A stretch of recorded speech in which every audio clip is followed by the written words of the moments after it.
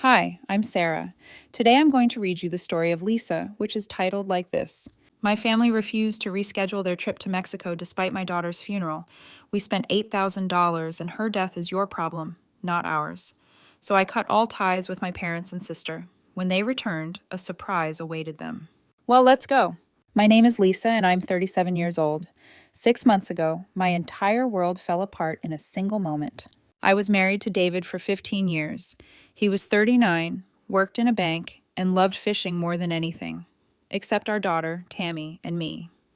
Tammy was 12, a bright kid who got straight A's and played little league softball. We lived in a nice house. Nothing fancy, but it was ours. David also owned an apartment downtown that he'd inherited from his grandmother. We didn't need it since we had the house, so we let my sister Emma and her husband Jake live there for free, while they saved up for their own place. Emma is 3 years younger than me. She married Jake 2 years ago, and honestly, I was happy for her.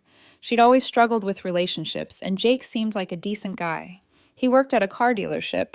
She was a receptionist at a dental office. They weren't making much money, which is why David and I offered them the apartment rent-free.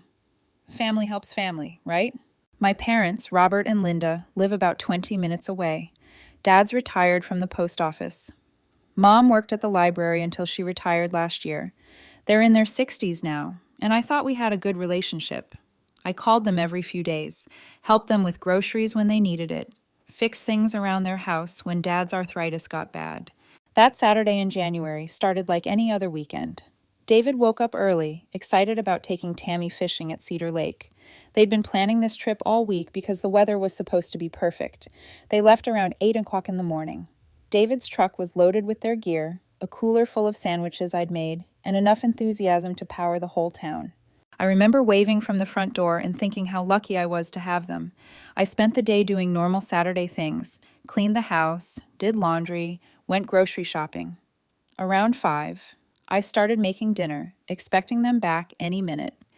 David always said they'd be home by 6 o'clock at the latest because Tammy had homework to finish. 6 o'clock came and went. Then 7. I tried calling David's phone, but it went straight to voicemail. Not unusual. Cell service at the lake was spotty. By 8, I was starting to worry, but I told myself they probably lost track of time or had car trouble. The doorbell rang at 8:47. I remember the exact time because I looked at the clock, thinking it was probably a neighbor. When I opened the door, there were 2 police officers standing there. "Are you Lisa Patterson?" the older one asked. My stomach dropped. You know that feeling when you immediately know something terrible has happened? "That's me," I said. "Ma'am, I'm Officer Rodriguez. This is Officer Chen. May we come in?" I let them into my living room. My legs felt like jelly. Officer Rodriguez sat down across from me, while Officer Chen stood by the door. "Mrs. Patterson, I'm sorry to have to tell you this, but your husband and daughter were involved in a serious car accident this evening." The words hit me like a physical blow. "Are they okay? Where are they?" Officer Rodriguez looked down at his notepad. The accident occurred at approximately 6:15 p.m. on Route 34, about 5 miles from Cedar Lake. A drunk driver ran a red light and hit your husband's truck on the driver's side. "Just tell me if they're alive," I said, my voice cracking. "Ma'am, your husband was pronounced dead at the scene. I'm very sorry." The world went silent. I heard the words, but they didn't make sense. David? Dead? That was impossible. He'd kissed me goodbye that morning. He was supposed to come home and tell me about all the fish they caught. "What about Tammy?" I managed to ask. "Your daughter is alive, but she's in critical condition. She suffered multiple injuries, including severe head trauma. She's been taken to St. Mary's Hospital and is currently in surgery." I don't remember much after that. Officer Chen drove me to the hospital while Officer Rodriguez followed in my car. The next few hours were a blur of waiting rooms, doctors, and scrubs, and words I didn't want to understand. Traumatic brain injury, induced coma, touch and go. When I finally got to see Tammy, she looked so small in that hospital bed, surrounded by machines and tubes. Her head was bandaged, her face was swollen and bruised. The doctor, a woman named Dr. Martinez, explained that they'd relieved the pressure on her brain, but there was no way to know when or if she'd wake up. I called my parents from the hospital that night. Mom answered on the 3rd ring. "Lisa, it's almost midnight. What's wrong?" "Mom," I said, and then I couldn't say anything else because I was sobbing. "Honey, what happened?" "David's dead," I finally got out. "There was an accident. Tammy's in a coma." There was silence on the other end. Then Mom said, "Oh my God. Oh, Lisa, we'll be right there." But they didn't come right away. They came the next morning looking uncomfortable and tired. Dad hugged me awkwardly. Mom patted my shoulder. They stayed for an hour, asked a few questions about what happened, then said they needed to get home to make some phone calls. "We'll help you with the funeral arrangements," Mom said. "Don't worry about anything." But when I called them the next day to talk about planning David's service, Mom's voice was different, distant. "Actually, honey, we can't really help with the arrangements. Emma and Jake are moving into David's apartment this week, and we promised we'd help them get settled." I was confused. "But Mom, David just died. The funeral is more important than helping them move." "Of course it is," she said quickly. "But we already committed to this, and you know how Emma gets when plans change. We'll be at the funeral, of course. We just can't help with the planning." I hung up, feeling more alone than I'd ever felt in my life. My husband was dead. My daughter was fighting for her life, and my family was worried about moving furniture. I planned David's funeral completely alone. The funeral home, the flowers, the casket.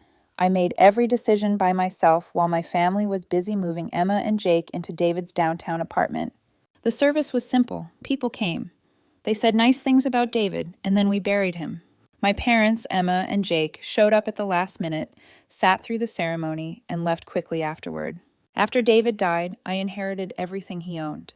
The house we lived in, the downtown apartment where Emma and Jake now lived rent-free, and his bank account with $800,000. David had been smart with money and had a good life insurance policy. I was financially secure, which was the only good thing in my life at that point. I decided to cut back to part-time at my job at the accounting firm. Money wasn't an issue anymore, and I wanted to spend as much time as possible with Tammy. The doctor said coma patients could sometimes hear voices, so I read to her every day. Harry Potter, her favorite adventure books, even her homework assignments from school. "The teacher says you're doing great in math," I'd tell her, holding her hand. "She's saving all your assignments for when you wake up." I talked to her about everything. Softball scores, what was happening at school, funny things I saw on TV. I told her about her father, about how proud David would be, that she was fighting so hard. But Tammy never responded. Her breathing was steady, her heart rate was stable, but she never squeezed my hand back or showed any sign that she could hear me. The doctors were kind but realistic. Severe brain injuries like hers rarely had happy endings. 6 months passed. I fell into a routine of work in the mornings, hospital visits in the afternoons, and lonely evenings at home. Emma and Jake settled into the apartment nicely. They'd call occasionally to thank me for letting them stay there, but they never asked how Tammy was doing or if I needed anything. My parents visited Tammy exactly 3 times in those 6 months. Each visit lasted maybe 20 minutes before they found an excuse to leave. "Hospitals make me nervous," Mom would say. "Your father's arthritis is acting up. We should get home." It was a Tuesday morning in July when Dr. Martinez called me at work. I was in the middle of reviewing quarterly reports when my phone rang. "Mrs. Patterson, this is Dr. Martinez from St. Mary's Hospital. I need you to come in right away." I dropped everything and drove to the hospital. Dr. Martinez met me in the hallway outside Tammy's room, and I knew immediately from her face that the news was bad. "Mrs. Patterson, I'm very sorry. Tammy passed away about an hour ago. Her body just couldn't fight anymore." The words hit me like a physical blow. I actually stumbled backward and had to grab the wall to stay upright. "But she was stable," I said. "Yesterday she looked the same as always." Sometimes with brain injuries this severe, the body just gives up. There was nothing more we could do. I'm so sorry. I went into Tammy's room and held her for the last time. She looked peaceful, like she was just sleeping.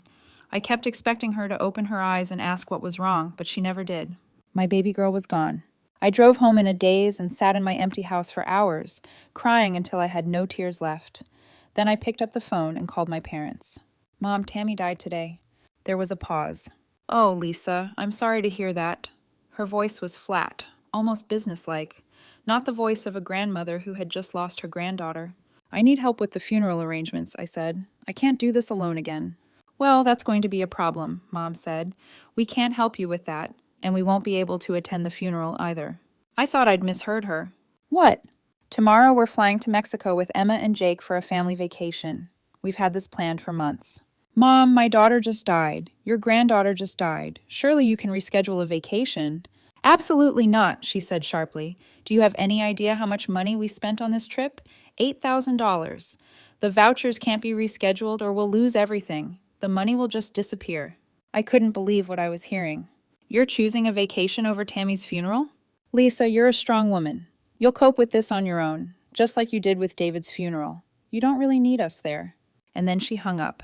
I sat there staring at the phone, feeling like I'd been punched in the stomach.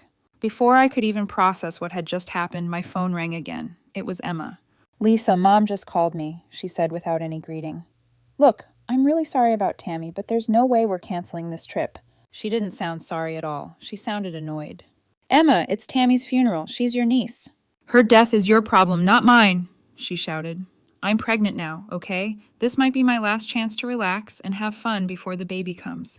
I've been looking forward to this trip for months and I'm not giving it up because your daughter died. I was so shocked by her cruelty that I couldn't speak. You have no right to expect us to cancel our vacation, Emma continued. We already paid for everything and I need this break, so deal with your own problems and leave us alone. She hung up too.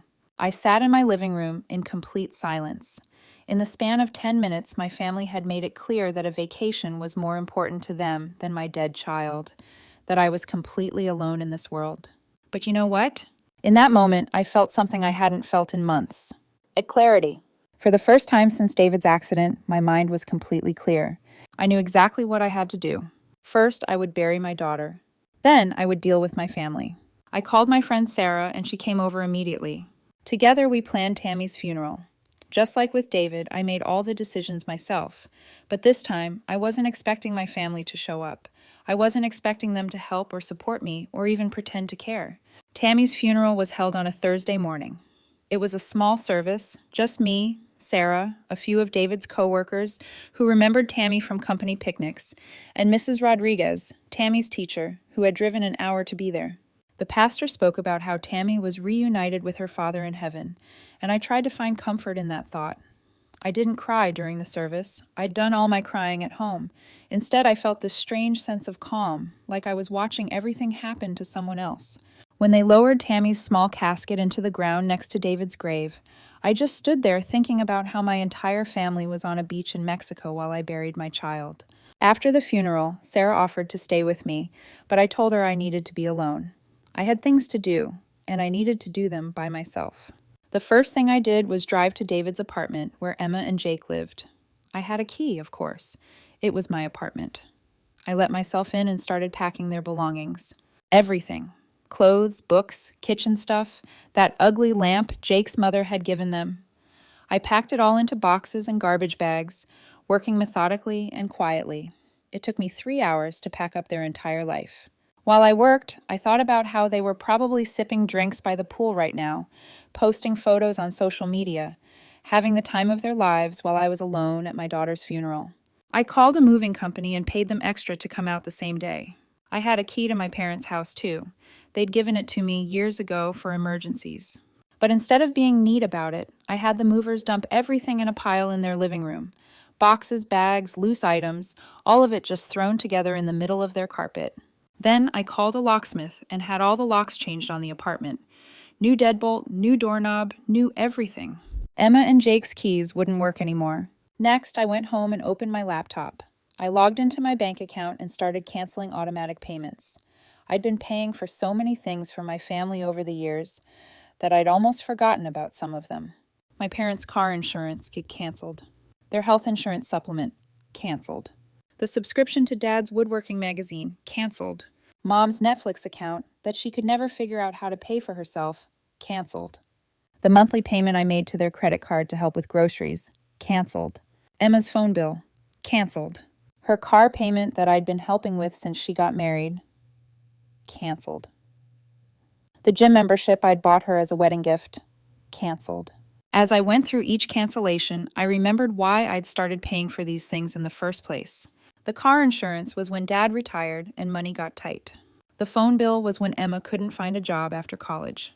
The car payment was a wedding gift because I wanted to help them start their marriage debt-free. I'd been so generous with my family, so eager to help whenever they needed money. I paid for Emma's entire wedding, $23,000, because I wanted her to have the perfect day. When Mom needed new glasses last year, I bought them. When Dad's truck needed repairs, I covered it. Looking at all those canceled payments, I realized I'd been giving my family about $3,000 a month. Every month. For years. While I was doing this, my phone buzzed with notifications. Emma was posting photos from Mexico on Instagram and Facebook. Her and Jake on the beach, looking tanned and happy. My parents at a beachside restaurant, smiling and raising their drinks in a toast. Emma had captioned one photo. "So grateful to be here with my amazing family who supports me in everything." I screenshotted every photo, every caption. I wanted to remember this moment, this feeling of absolute clarity about who these people really were. 3 days passed. I went to work, came home, made dinner for one, and waited. I knew they'd be back from Mexico soon, and I was actually looking forward to their return. For the first time in months, I felt like I was in control of something. On Sunday evening, my phone started ringing. First my parents, then Emma, then Jake, then my parents again. I didn't answer any of the calls. I was sitting in my living room sorting through Tammy's belongings to donate to charity, and I let the phone ring and ring. The voicemail started after about an hour of unanswered calls. Mom's voice tight with anger. "Lisa, what did you do to Emma's apartment? Why are all their things here? Call me back right now." Emma, practically screaming, "What the hell is wrong with you? We can't get into the apartment and all our stuff is gone. Call me back or I'm calling the police." Jake, trying to sound reasonable. "Hey, Lisa, I think there's been some kind of mistake. Can you call us back so we can sort this out?" Dad, confused. "Lisa, honey, there's a big mess here at the house. Can you please call and explain what happened?" I deleted all the voicemails without listening to them completely. Then I blocked all their numbers. But they didn't give up. Around 10 I heard cars pulling into my driveway, then loud knocking on my front door. "Lisa, open this door right now," Emma was shouting. I looked out the window and saw all 4 of them standing on my porch. Mom, Dad, Emma, Jake. They looked angry and confused and tired from their flight. Emma was pounding on the door with her fist. I took a deep breath and walked to the door. This conversation was going to happen whether I wanted it to or not, and I was ready for it. I opened the door and looked at their faces. Emma's was red with anger. Jake looked embarrassed, and my parents looked like they'd rather be anywhere else. "We need to talk," Mom said, pushing past me into my house. They all followed her into my living room and stood there, looking at me like I'd committed some terrible crime. "What the hell did you think you were doing?" Emma demanded. "Our stuff is thrown all over Mom and Dad's house like garbage, and we can't get into our apartment." I looked at her calmly. "It's not your apartment anymore," I said. "I changed the locks. You're evicted." Emma's mouth dropped open. "You can't evict us, we have rights." "Actually, I can," I said. "It's my apartment. I inherited it when David died. I've been letting you live there rent-free as a favor, but that favor is over." Emma stepped forward. "Look, I get that you're upset about Tammy, okay? But that doesn't give you the right to destroy our lives. We have nowhere to go. You should have thought about that before you told me her death was my problem, not yours." The silence in my living room was deafening. Emma looked like she wanted to disappear into the floor. She knew exactly what she'd said to me, and she knew I remembered every word. "I was upset," Emma said weakly. "I didn't mean it the way it sounded." "You told me my daughter's death was my problem, not yours," I said. "You said you needed to relax before your baby came, so Tammy's funeral wasn't important enough to cancel your vacation for." Mom stepped forward. "Lisa, you're taking this too far. We understand you're upset, but this isn't how family treats each other." I almost laughed. "Family? You think we're family?" "Of course we're family," Dad said. "We've had our problems, but we can work through this." Emma suddenly stopped talking and looked at me intently. Then she said, "I understand everything now. You've taught me a lesson, and I get it. So now you can give me the new apartment keys, right?" No," I said simply. Her face fell. "What do you mean, no?" "I mean my decision is final. You don't live in my apartment anymore. Find somewhere else." "But I'm pregnant," Emma screamed. "We have nowhere to go. You can't just throw a pregnant woman out on the street."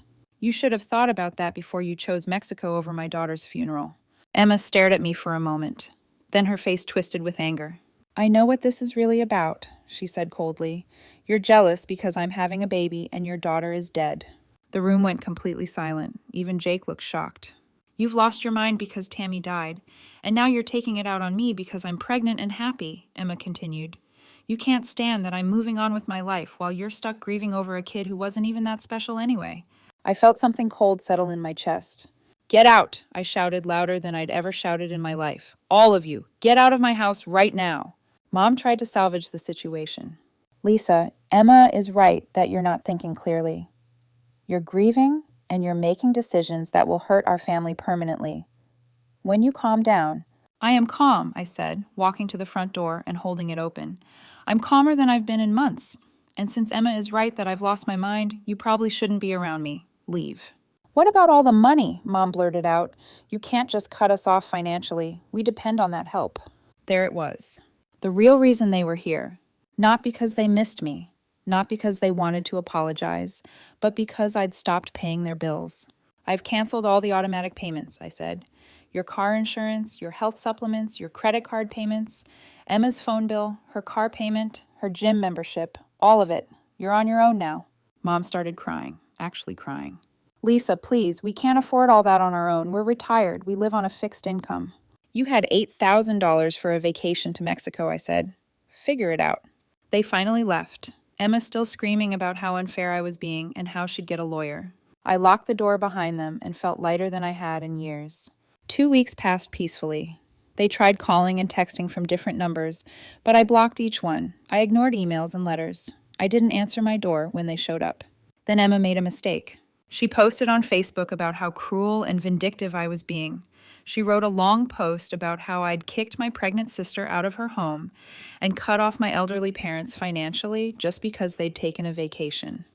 She painted herself as the victim and me as a monster who'd had a mental breakdown. Her friends started commenting, expressing outrage at my behavior. How could she do that to her own family? One wrote. Pregnant women need support, not cruelty, wrote another. But then other people started commenting. People who remembered that Tammy had died, people who had been at David's funeral, people who knew the timeline. They weren't at Tammy's funeral, wrote Mrs. Rodriguez, Tammy's teacher, but she was their granddaughter and niece. More people started putting the pieces together. Family, friends, neighbors, people from church. They started asking why Emma's family had been on vacation during a child's funeral. Finally, I wrote one comment, just one. Emma, you're right that our family relationships are damaged.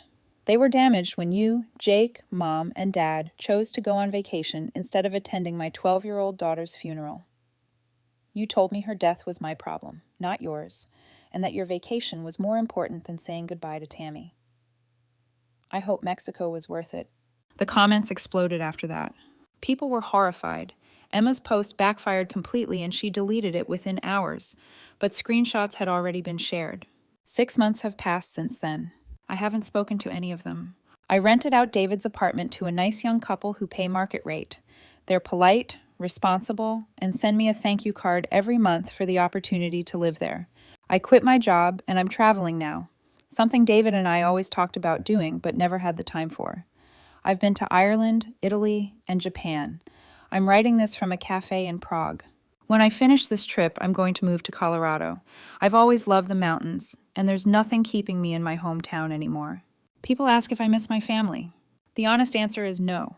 I miss the family I thought I had, but that family never actually existed. The real family, the one that chose a vacation over a child's funeral, I don't miss at all. I'm 38 now, and for the first time in my adult life, I'm completely free. Free from people who took my generosity for granted. Free from people who valued money and convenience over love and loyalty. Free to build a new life somewhere else, with people who actually care about me.